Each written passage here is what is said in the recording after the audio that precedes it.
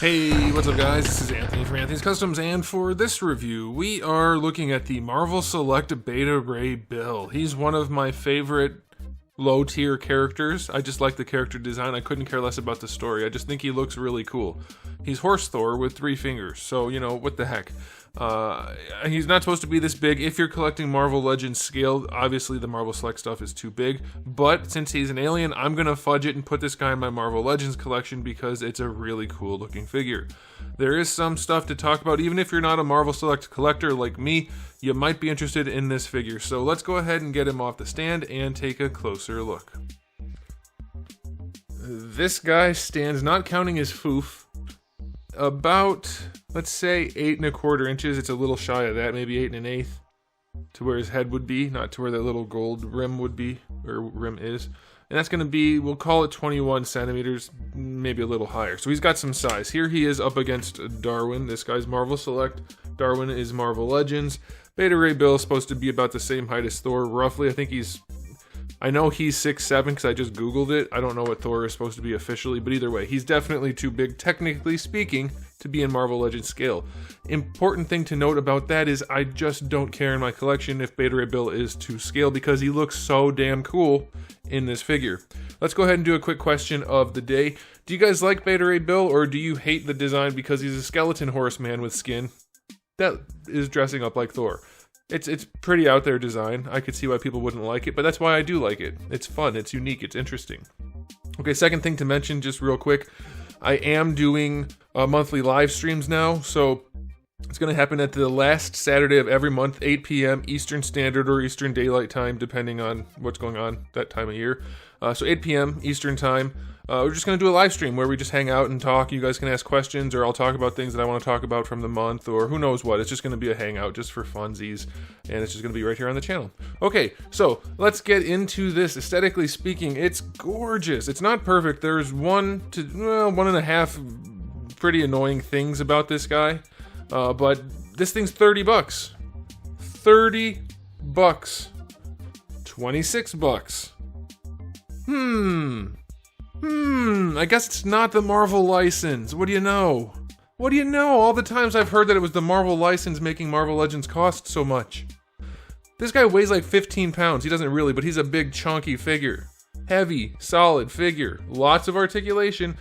As far as I can tell, all new sculpt, except for maybe those inner thighs that could be Colossus. I don't know for sure. Lots of all new sculpt. Lots of paint. Plenty of articulation and accessories. This guy came with a Build-A-Figure part of a piece of crap tank and a couple of hands. No, did he have alternate hands? I don't think he did. I don't remember. It's not a licensing issue, guys. It's not. This thing's gorgeous. Look at it. It's just there's so much shelf appeal on this thing. Everything that looks like it's sculpted it's not just painted on. It's really nice metallic paint job, kind of a satin finish. Very, very nice looking. Looks wonderful, except for one thing, paint-wise, which is the skin. His skin on his face, and also then on his arms. There's no wash or shading or anything, so it looks unfinished. It looks really, really cheap. He needs to have something on there to bring him to life. And I don't really like the way they attach the bottom part of his mouth. There was no effort to hide that, so you see the seam pretty heavily. And maybe a wash would hide that a little bit, or some kind of shading. Anything on there would have brought him to life a lot better. So that's the 1.5 things right there. I guess there's another half thing you could argue, which is the foof on his head. The way it's kind of got that weird swirl to it. I don't think that's accurate to the source material. Like, I don't think it always has that swirl to it. The little spiral type thing. But that's not a big deal. That's going to look better in most shots anyway, if you're going to take photos. In most angles, if you're just putting them on the shelf. But otherwise, this guy's gorgeous. The paint job's wonderful. There's shading on the cape, there's shading up here, there's all kinds of paint everywhere else. I don't know that there's actually shading, but they even painted the lines in here. It looks nice. I'm not seeing any actual shading throughout. It's just a lot of different paint jobs, but I think that's fine because there's a lot of really nice sculpt work throughout, so I'm just thrilled. I know what you're thinking. Can I remove the cape? Technically, yes, these little nipple guards come off, and then you can pull the cape off, but it doesn't look good. You don't want to do that. It's not really meant to do that. These will be sticking out a little bit too much, and it just doesn't look great, but you can technically do it.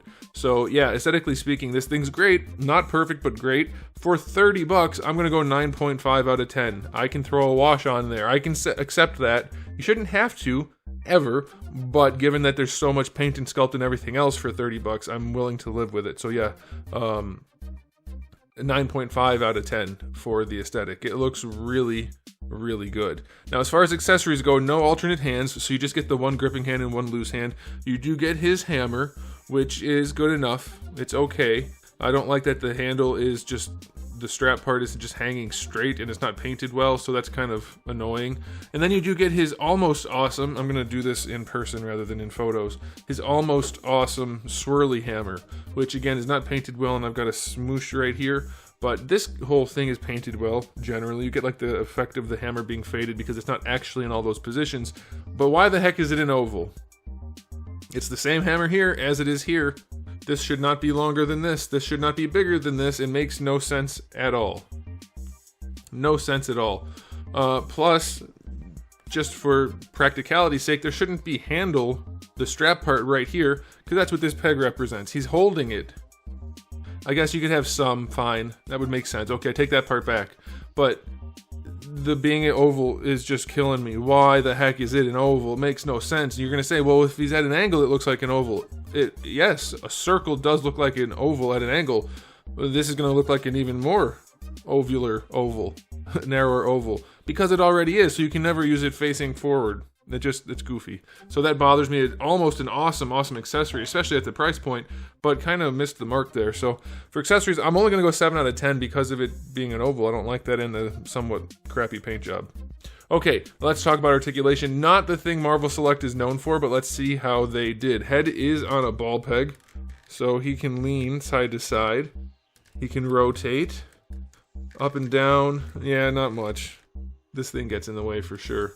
Down works okay, but yeah, not a ton, but you're gonna get enough probably, considering the chonk. For the shoulders, you have standard ball hinges. They go up to horizontal, but the shoulder pads do get in the way. Shoulder pads don't really flex too much, like they do in the edges, but they're not getting out of the way for posing, so watch this. Bringing the arms forward.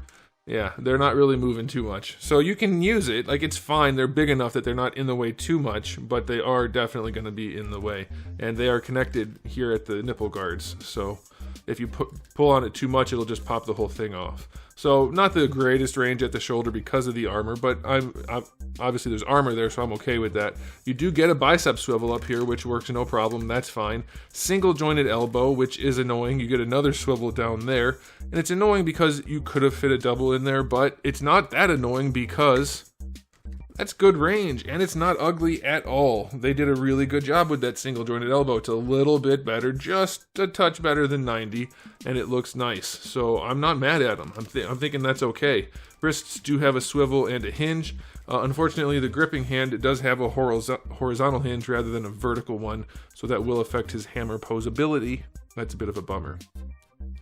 At least a ball peg could be a double in there. There is a waist twist behind the belt. It's really annoying to get to. It does work, but you have to kind of just pinch things and try to get them to twist, and I found that it's not really worth it. The ball peg does give you rotation, and that's probably going to be enough for what you want to do.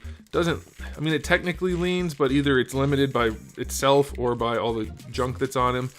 But it does pose at the torso, enough for me. For the hips, a giant ball peg, ball socket hips, so you can pretty much go wherever you want. There's no limitation there except for where the armor bumps into itself. But you can get the legs out pretty far, so I'd say that's going to be enough for him. And then going forward, again, there wouldn't be limitation except he's got these big chunky thigh armor pieces and this weird belt. So there's some limitation there, but you can kind of squish things around and get some better range out of it if you need to. You can get his leg up a little higher, so that's okay. It's just going to be a kind of a finicky thing. Despite his bulk and heaviness, he's kind of finicky. You do get a thigh swivel right there, so that's going to be helpful for certain poses. Single jointed knee, only 90 degrees. Definitely could do better, but again, given the nature of the character, I think that's okay. There is rotation there if you need that. And then you get a swivel at the shin if you need that. Boot swivel. And then the ankles go all the way back. These are part of the feet. Love that. Hides the joint nicely. Pretty far forward. And you do get some ankle rocker out of that, but you have to flex this, so you're not going to get a ton, but I'd say it's okay. So you basically have all of the articulation you would have on a Marvel Legends figure for a male, minus one of the elbow joints. And it all works, and you have actually extra articulation in the knee. Well, I guess you'd have a double jointed knee also, but you do have swivels and things that you wouldn't have. So where's the price situation coming from? Well, first let me rate this guy. His articulation, because it's relatively limited, though it's reasonable considering his bulk and everything, I'm only going to give him a 7. He's not the most posable thing, but it's mostly due to the design of the character. I do wish the ankles were a little stiffer. He doesn't fall over on his own, but he is pretty heavy, and he could with a little bit of assistance. So anyway, back to what I was saying. Someone explain it to me. Make it make sense. Because I'm pretty sure it just doesn't make sense. I'm pretty sure Hasbro is just gouging the consumer and people are white knighting for them, making the argument, well, licensing. Marvel. Again, make it make sense. You can't. Doesn't make sense. Okay, final verdict on this guy for 30 bucks. Even if you don't care about the character, if you just like cool figures and don't mind throwing a wash on him, he's a shoo-in. Get him for sure. If you don't want to do a wash no matter what, then that is a problem, I think. Maybe you won't even care because it's flesh tones. You can kind of argue it away, but I think it needs it. But anyway, I'm going to give this guy a final rating of 9 out of 10. Not perfect. Accessories kind of let him down, but also almost lifted him up because it's a damn cool accessory. It's huge and well thought out until it wasn't. And it's just a really, really nicely put together figure overall. It looks great. So yeah, I think you guys should get it. If you're at all inclined, you will enjoy it. It should be available still at Big Bad Toy Store. There's a link in the description below. That's where I got mine, and I think you'll like it. So there it is, guys. Thanks for watching. If you enjoyed the video, please do give it a thumbs up. If you didn't, give it a thumbs down. And if you haven't subscribed, you should. I have new videos almost every single day and thousands already on the channel. So make sure you come back for all of that. In the meantime, keep collecting.